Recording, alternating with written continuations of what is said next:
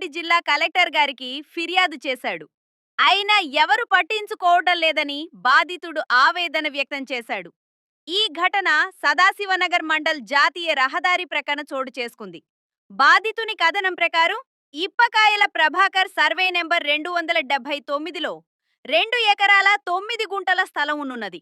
అందులో కొంత భాగాన్ని వ్యవసాయం చేసుకుంటూ మిగిలిన కొంత భాగాన్ని గ్రామ పంచాయతీ పర్మిషన్ తీసుకొని హోటల్ ఏర్పాటు చేసుకున్నాడు. గత కొన్ని రోజుల నుంచి స్థానిక తహసీల్దార్ బఫర్ జోన్లో ఉందని హోటల్ వెనుక భాగంలో షెడ్డును తొలగించారు. ఈ విషయంపై వివరణ ఇవ్వాలని తహసీల్దార్ను కోరినా ఎలాంటి స్పందన లేదని బాధితులు ఆవేదన వ్యక్తం చేశాడు. తన భూమి పట్టా భూమి అయినా అధికారులకు కనికరం లేదని తనకు న్యాయం చేయాలని విజ్ఞప్తి చేశారు. నేను మా తమ్ముడు మా తమ్ముడిది ఎకరం 9 గుంటలు, నాది 1 ఎకరం. టోటల్ కలిసి 2 ఎకరాలు 9 గుంటలు ఒకే డాక్యుమెంట్ల ఉన్నాయి.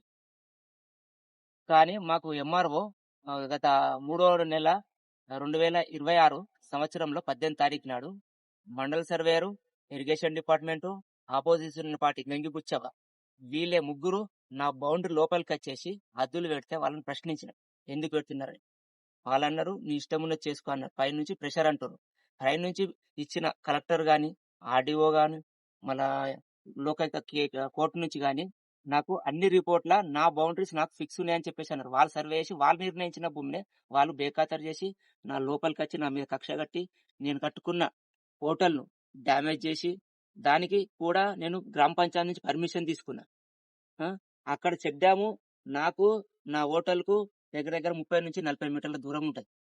దాన్ని బఫర్ జోన్ గా అని చెప్పేసి అని నన్ను జేసీబీ పెట్టేసి నన్ను మొత్తం నాకు భూమి మొత్తం తవ్వేశారు వాళ్ళు. ఆ తవ్విన కాడ నుంచి నా భూమి 2 ఎకరాల 9 గుంటలు వెళ్తలేదు.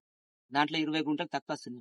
మళ్ళీ ఎప్పుడైతే వీళ్ళు బఫర్ జోన్ పెట్టి తవ్విర్రో నాది కూడా 2 ఎకరాల 9 గుంటలు వాళ్ళే ఊరులో పట్టదారులు అందరూ పిలిపించేసి వాళ్ళ సమక్షంలో నాది 2 ఎకరాల 9 గుంటలు నాకు చూపించమని నేను కోరుకుంటున్నాను ఎంఆర్ఓ. కానీ నాకు సంబంధం లేదంటుడు, కాలువ సంబంధం అంటున్నాడు. ఈ కాలువ సంబంధం లేనప్పుడు మళ్ళీ నా ల్యాండ్ కూడా సంబంధం, వాళ్ళు ఇచ్చిన రిపోర్ట్లను వాళ్ళు బేఖాతరు చేస్తున్నారు. ఇగో మస్ట్ అర్జెంట్ అని చెప్పేసి 2021 నుంచి 22 దాకా సర్వే చేసిన రిపోర్ట్. హయ్యర్ ఆఫీసర్ అధికారులు, irrigation department, MRO, police department, ఊరు సర్పంచ్, ఊరు గ్రామ పెద్దలు అందరి మోకాం మీదకి వచ్చి నిర్ణయించిన హద్దుల లోపలనే నేను ఉంటున్నా.